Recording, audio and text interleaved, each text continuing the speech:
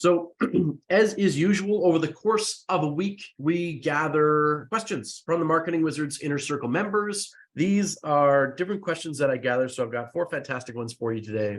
These are things that small business owners really need to tackle. So you're going to love them today.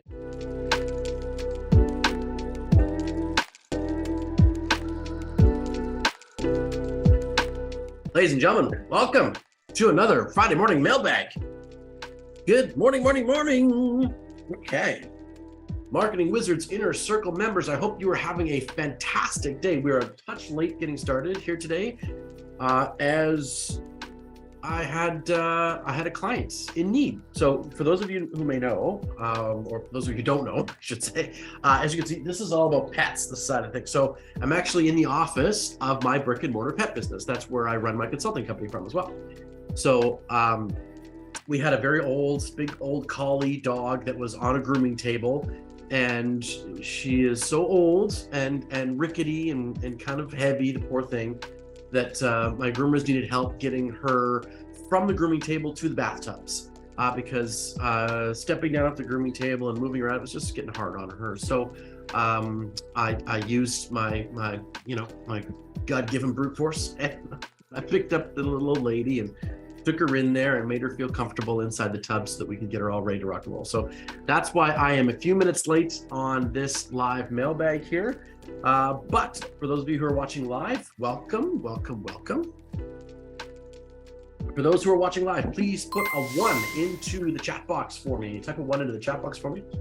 That would be great.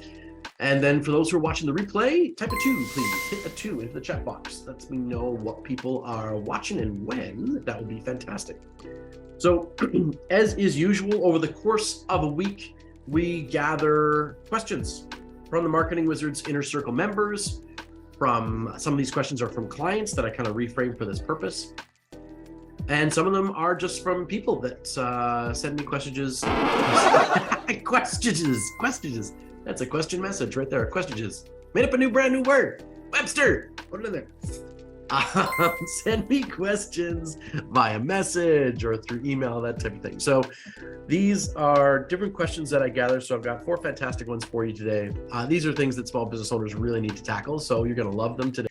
Somebody's got me got some thumbs up. Thank you so much for watching. Whoever it is that's watching, say hello in the chat box there so I know I'm talking to who's here.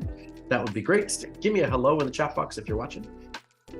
And yeah, so we've got some great questions. People send these in via questionages via message, as I said. So if you'd love to have your question answered on the Friday mailbag here in the Marketing Wizards Inner Circle, please, you can send a message via Messenger if you want to over to me. You can email us at team@thankyoumediagroup.com. We get those emails there. Or you can post them directly into the Marketing Wizards Inner Circle Facebook group, and you might get your question answered early by myself or somebody from our team or another phenomenal member of the community. Hey, Shanna. Pardon me. Welcome. So without further ado, let's jump into the mailbag. So I've got the questions here that we got in. So I'm going to dive into these. Now, for those who don't know this, I don't really have a chance to see a lot of these questions beforehand. So I dive in and I answer nimbly on my feet here as we go. So I hope you get great value out of today. And Shanna, if you have a question of your own, please feel free to put it into the comment section here in the chat box. That would be great. And if you love the answers, just give us some thumbs up, give us some hearts as we go along. So first question is Diane. She says, any good ways to come up with post ideas? So Diane, I'm guessing what you mean by post ideas is that you mean like content, essentially, for Instagram or TikTok or the tube. No, they call it the gram. Anyway, Facebook, wherever it is that you happen to be posting. So if that's the case, then I hope I'm answering your question correctly here, Diane, because you said any good ways to come up with post ideas. That's what I'm guessing here. So you're talking content. All right. Well, one of the best ways that I come up with content is to reverse engineer problems that my ideal client is going to have in connection to the product or service that I'm talking about. Let me reframe that. Essentially what I do is I do a big brainstorm. Now I've got a nice big whiteboard on my wall. I often brainstorm. I like to walk and brainstorm at the same time. Some people use spreadsheets. Some people get together in a small group and they bounce ideas. That's also very effective. Whatever way really works for you to brainstorm, I don't care, okay? Just document the process. And what you're brainstorming here, Diane, or anybody else that's watching, is that you're going, okay, if I'm selling chocolate bars, okay, what are the challenges that a client is going to, or prospect is going to have in conjunction with chocolate bars? They're unhealthy. They are, they're too expensive. They are, they're going to send my kid into a crazy wild sugar rush. They are tough to distribute. That could be a number of different things, okay? So what you do is you brainstorm out all of the problems, all of the challenges that your ideal client would have in order to buy your product, or that's preventing them from buying your product and moving forward with their lives. So if you're selling shoes, if you're selling beds, if you're selling coaching products, if you're selling info products, if you're selling education, if you're selling, or in my world, if you're selling your consulting services and your marketing services, if you're selling pet products, toys, treats, food, whatever it is, you come up with this exhaustive list of problems. Okay, that's the first thing you do, Diane. Come up with an exhaustive list of problems. And then from there, you start to come up with mini solutions. So one problem, right? If we go back to the chocolate bar idea, let's say that your chocolate bar is sugar-free, right? So people go, oh, chocolate bar is bad for my kids, are going to get sugar rush. Well, maybe what you can do is you can go through a whole series of content pieces talking about the value of sugar-free chocolate bars and why they're really important and how they don't have these side effects. You don't have to worry about a kid getting a sugar rush. You don't have to worry about them getting addicted to sugar and the highs and lows it does to the body. You can list out all sorts of different things. In the pet industry, I'm a big believer in raw pet food, right? So raw food for dogs and cats. I'm constantly putting out content from my businesses that talk about the value of raw food, why it's great, why it does awesome stuff for the dog, and overcoming different hurdles and challenges that a prospect might see as preventing them from saying yes, and I'm tackling those things. Okay, so Diane, the first thing you want to do to come up with a bunch of different cool content ideas is to reverse engineer the problems, the challenges that a prospect that is interested in your product may have that's preventing them from saying yes to the product that you got. My live audience here, does that make sense to you, Shauna? You're on here checking it out this morning. Does that make sense to you, Shauna? If that makes sense to you, put a couple of thumbs up in the chat box or anything like that. But that's the idea, okay? Is that you want to make sure that you are building content that solves a problem. Building content that solves a problem. Because that way you're giving value to your clients and you're knocking down some of the hurdles that are preventing them from saying yes to what you have to offer. Right? The Marketing Wizards Inner Circle is a great example of this at work. So these Friday mailbags, I do them because these are the problems that business owners are having trouble with. So if I demonstrate my ability to help people solve these problems, hopefully they then go, okay, you know what? I could really use Michael's one-on-one service. I could really use that. I'm going to talk to him about what he has available and how he can help me make my company grow. Boom.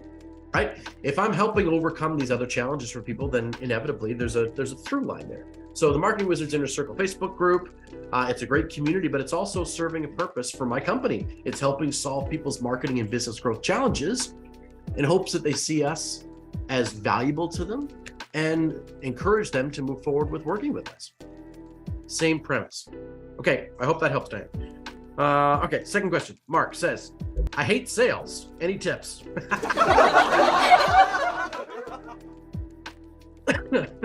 It's funny because I know Mark, and he is that blunt. He is that blunt.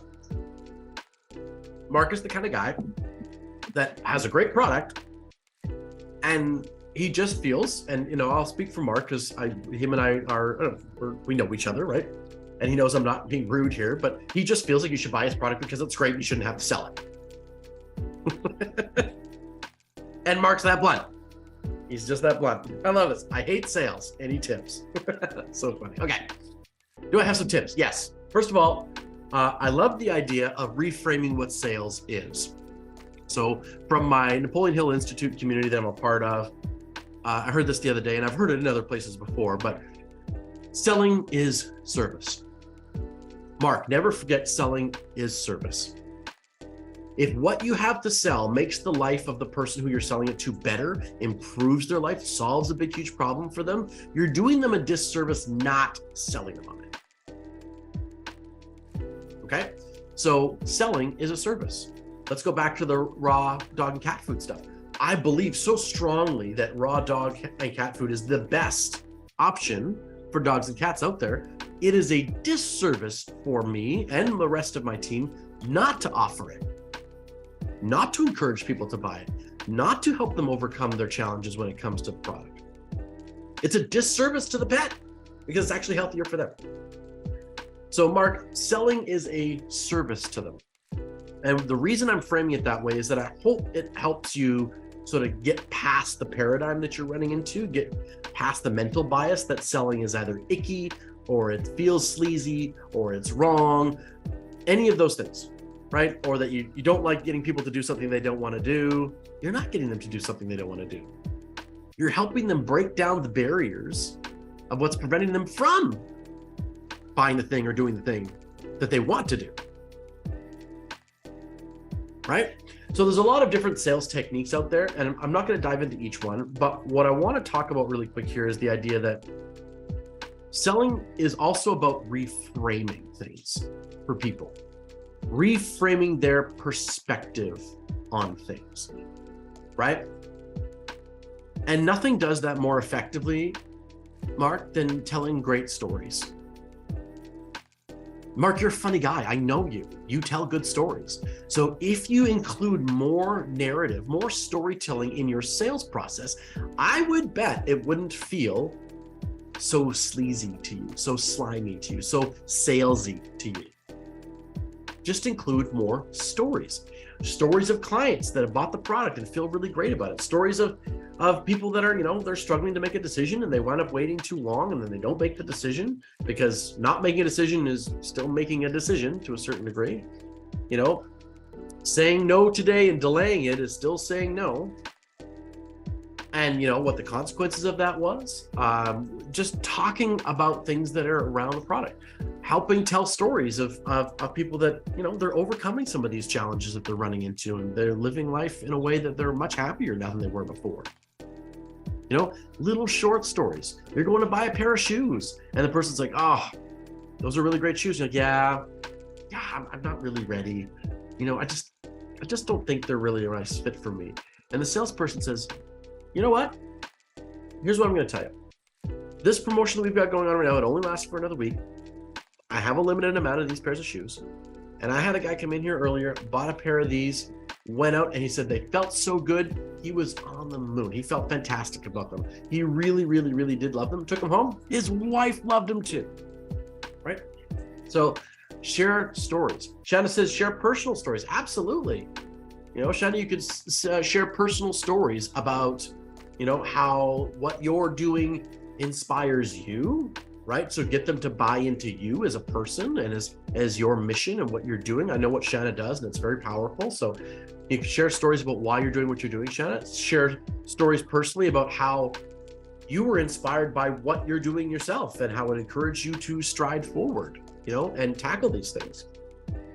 So sharing stories is critical to making sure that your sales are easier, because sharing stories reframe someone's perspective. In fact, stories are the only thing that ever have reframed someone's perspective. You ever been in one of those situations where someone's trying to argue the facts to you? They're using science and they're arguing all the facts. By show of thumbs up, who has had that experience before? Someone is berating you with the facts of a situation.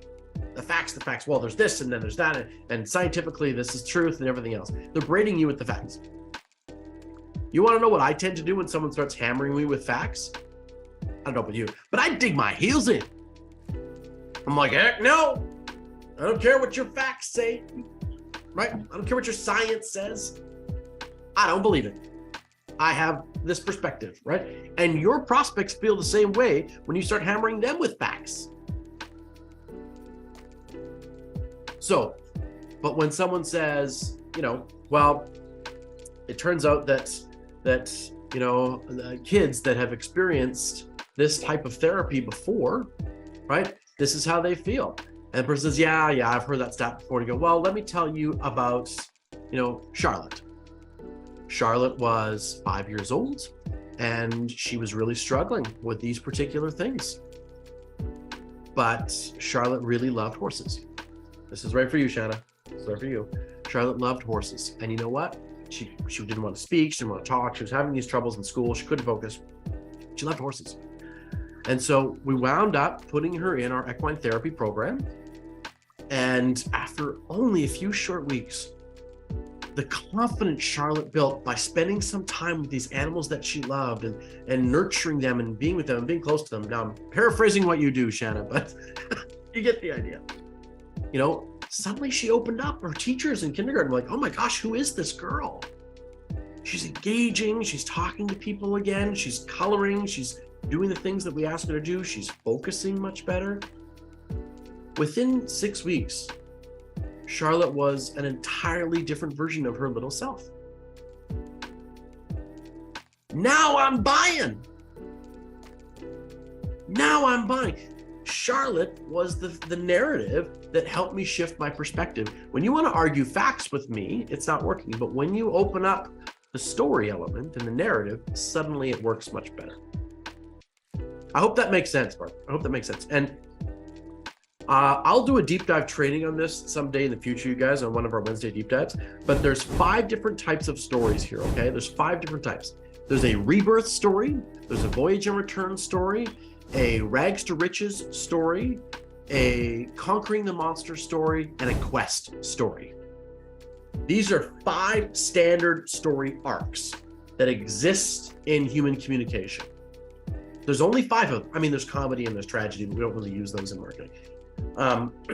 So these 5 story arcs are critical. And when you box up your story, when you put it in a little package that is a quest, right? The story I told about Charlotte, rebirth story.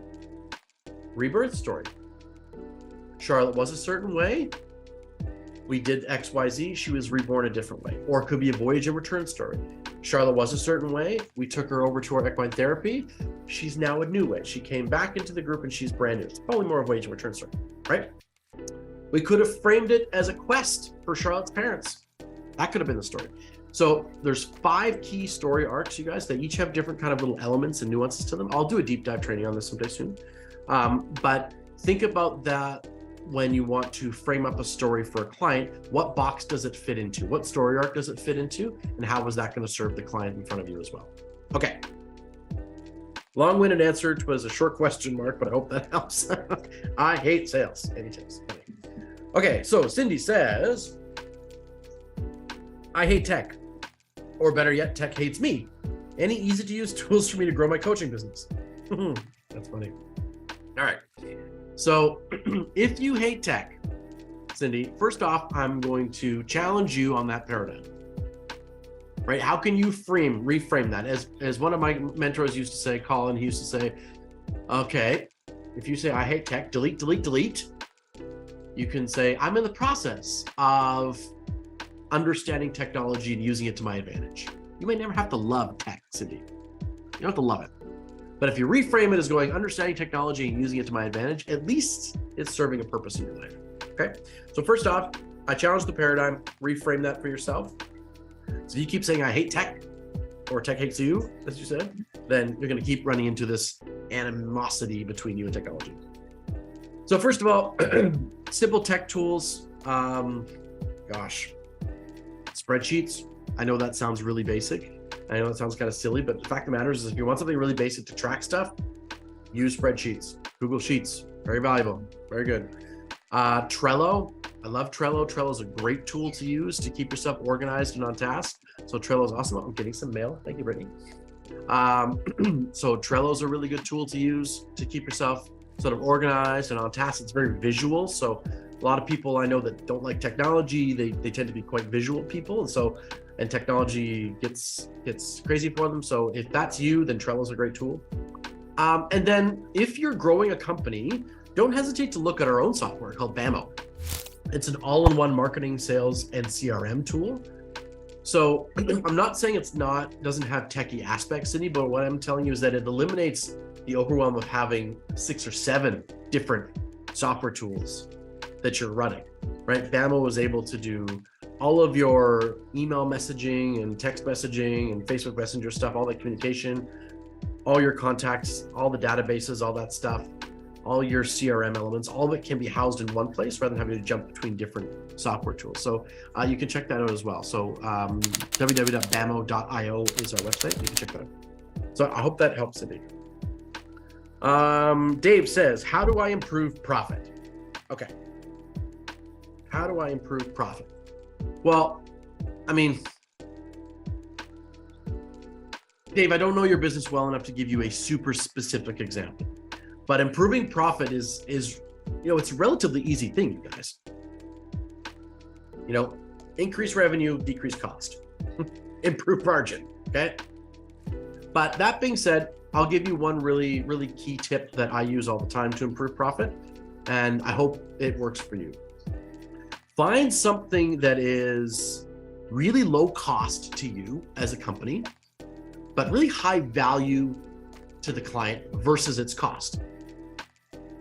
Incorporate that into what you do and improve the price point. So let me give you an example of this.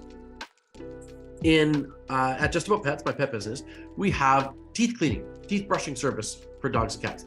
Now we have like non-sedated teeth cleaning where we use a hydrosonic scaler and we really chip off a bunch of garbage on the teeth. But what I'm talking about is just taking a toothbrush, putting toothpaste on it and scrubbing a dog's teeth while they're in the tub for the grooming purposes. Okay. So that service we charge $8 for. It's an $8 service. Okay. Hey, Glenn, welcome, my friend. Welcome, buddy. We're just talking about profit margin, buddy. So dog comes into the grooming space. My front desk staff are trained to say, hey, would you like us to brush that dog's teeth today? Amazingly, a lot of people say, yes, please, gosh, the breath. Well, whatever, right? So sure, no problem, brush the dog's teeth. $8 for that extra service. The cost on that extra service for us is probably less than 50 cents. Because it doesn't take long for the groomer to do it. It's only a couple, maybe 90 seconds to 2 minutes. Put the toothbrush on there, brush the dog's teeth, get in there, right? We get rid of a lot of bacteria, a lot of gunk, clean the teeth off, right? It's very valuable. Very little cost on the toothpaste. And we clean the brushes and then we reuse the brushes. So the cost itself to us, as I said, is around 50 cents. But the value to the client is like $8 to $10. And the value to us is $8. Easy. So now we make $7.50 profit on there. Now you might say, okay, well, that's not a heck of a lot. But the fact is if you multiply that over 50, 60 grooms a month, right? And you multiply that over multiple different groomings. Let me pull up my calculator here. What is 50 times $7.50 times 12? So that's an extra $4,500 in profit for the year. Just in that little margin upsell service. $4,500 of extra profit that we just found out of nowhere. It was nowhere. It's just sitting there. Now, as I said, that might be a lot to you, that might not be a lot to you, but it's the principle that remains the same. So think about what you have to offer your client and go, okay, this costs me very little. It doesn't cost me much at all, right? But to the client, it's very valuable versus what it costs me. And start to find a way of building that into what you offer. So we could take all of our grooming up by $10, right? Which is something I should probably consider, and include teeth brushing. Just include the teeth brushing. Every groom goes up by $10 from this day forward, and just include the teeth brushing, and we'd make more margin, right? Just naturally make more money that way. So there's different ways of increasing your profit, as Dave put in the question. But the biggest thing is increase value to clients at a decreased cost to you. And so these are, this is the upsell thing when you go through a McDonald's or a Wendy's or something like that, and you want to upsell that, you want to biggie size that. It costs them pennies to increase the size of your pop, but they're making 50 more cents. If it costs them 2.5 extra cents or 3 cents worth of extra, syrup into your pop cup, and the cup difference costs a cent, you're talking 4 cents or whatever it is versus 50 cents. That's 46 cents. But better yet, it is, what is 4 divided by 46? 92% profit. 92% profit, that extra 50 cents. So where can you find 90% profit items for you? Okay, where can you find those things and include them in your proposed product offer or anything like that, so that ultimately someone's feeling they got great value and you're increasing the value you're giving to the client, but you're doing so at an incredibly good margin for you. And you do that once, twice, 3 times, 4 times, 50 times, 60 times, 100 times, 300 times, 1,000 times a year, you suddenly see a dramatic difference in the profitability of your business. And so we'll go back to Diane's question at the beginning about brainstorming, right? Get creative, my friends. Brainstorm about what else could we include. If you're a business coach, or if you're a coach, sorry, I should say, what else could you, is there ebooks that you could include? Is there little programs or workbooks that you could include, or journals that you could include that have zero cost to you but value to the client, and you can increase what you charge by, $50 or $100? Where are there ways to find that? Because as the great Brendon Burchard says, your message needs money. Your message needs money. If you don't have the resources to grow your company and to expand and to be aggressive in how you want to pursue more clients and improve your impact, then my friend, I ask you, what are you doing here? What are you doing? What are you doing? Your role as an entrepreneur is growth, expansion, improve the lives of those people around you. That takes resources. And please stop thinking that time is the only resource you have. It's not. It's the most precious one you have. You don't get today back. So get out there and use what's at your fingertips to grow. And if that means you've got to find a window where you can increase your profit margins to make more money, to improve the chances of you finding the next person that you can help, then you should be doing that. You need to be doing that. I need to be doing that better. We all need to be doing that better. And it's one of the key areas of every business when I'm consulting and working with them is to go, okay, where can we find the extra here? The extra value we can deliver to the client and the extra margin we can grab for you so that your business can grow rapidly. Okay, so for those who are watching live, thank you so much for watching live. Was that valuable today? Give me a thumbs up there in the comment section if that was valuable today. Did you get some good stuff out of our Q&A today? Yeah, lots of good stuff. Oh, some angry ones. Maybe people are upset. All right, very cool. Okay, Shanna had a great question earlier. Before I sign off here, anybody else from our live that has any questions? Glenn says, learning to find the right clients. That's perfect, buddy. Pardon me, Glenn, if you don't already have it, you should have my 8 key questions knowing your ideal client workbook. You should have that. If it's not in the resources section of Marketing Wizards Inner Circle, let me know. I'll get it in there. But that will help you find the right clients. Shanna says, very good. Thank you. Okay, so if there's no other questions, you guys, I am so thrilled that you're watching this and so excited that you're here with me today. This has been an absolute blessing and a pleasure to be here to serve you. So got great value out of this. Please put some hearts in the chat box, put some thumbs up there, and invite somebody into the Marketing Wizards inner circle, right? Inviting somebody into the inner circle is a fabulous way of showing your gratitude to both them as business owners that are growing and want to exceed, and to the rest of the members here at the circle and myself for being here and being available and helping you grow. So if you know anybody that would love to become a member of the Marketing Wizards inner circle, just share the Facebook group, and we'll happily bring them into our community and help them achieve their next best selves. So without further ado, my friends, thank you so much for watching. I have been Michael Bridgman. You have been awesome. This has been another episode of the Marketing Wizards Inner Circle Friday Morning Mailbag.